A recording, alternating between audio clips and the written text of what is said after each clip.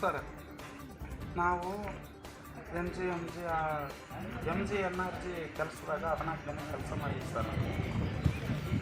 30 ಜನಕ್ಕೆ ನಮ್ಗೆ 14 ದಿನ ದುಡಿದು ಸರ್ 7 ದಿನ ಕೂಲಿ ಹಾಕಿಕೊಟ್ಟಾರೆ. ಅದು 1 ಗಂಟೆ 70 ರೂಪಾಯಿದಾಗಿ ಇನ್ನೂ 7 ದಿನ ಕೂಲಿ ಹಾಕಿಕೊಟ್ಟಿಲ್ಲ. ಅದು ಆಮ್ಯಾಗ ನಾವು ನಮ್ದು ಯಾಕ್ರಿ ಕೂಲಿ ಬರಲಿಲ್ಲ ಅಂತ ಇವತ್ತು 1 ತಿಂಗಳಾಯ್ತು ರೀ.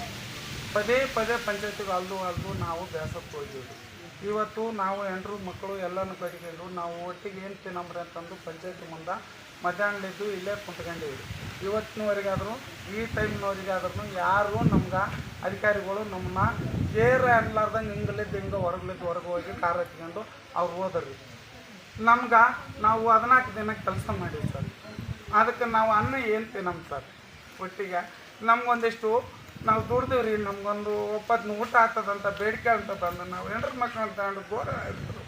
ಬಿಡೋ ಮೇಡಮ್ ಅವರು ಲಕ್ಷ್ಮಿ ಅವರು ಸರ್ ಹಿಂಗಲಿದ್ದ ಹಂಗೆ ಹೊರಗೆ ದಾಟಿಗೆ ಸಾಕಡೆ ಸಿಡ್ದು ಹೋದ್ರಿ. ಕೆಲವೊಂದಿಷ್ಟು ನಮ್ಮ ಕುಂತ್ಕೊಂಡು ಅವ್ರನ್ನ ಎಬ್ಸಿ ಓಡ್ಸೋಕೆ ಒಂದಿಷ್ಟು ರೌಡ್ಗಳನ್ನ ಕಳಿಸಿದಾರ್ರಿ. ಆದರೂ ನಮ್ಮನ್ನ ಕೊಲ್ರಪ್ಪ ನಮ್ಗೊಂದಿಷ್ಟು ದುಡ್ದು ಕೂಲಿ ಕೊಡ್ರಿ ಅಂತ ನಾವು ಕುಂತ್ಕೊಂಡಿವಿ ಸರ್. ಕುಂತ್ಕೊಂಡ್ರು ನಮ್ಮನ್ನ ಕೇರೆ ಎಲ್ಲಾರ್ದಂಗೆ ಹೋಗ್ಯಾರ್ರಿ.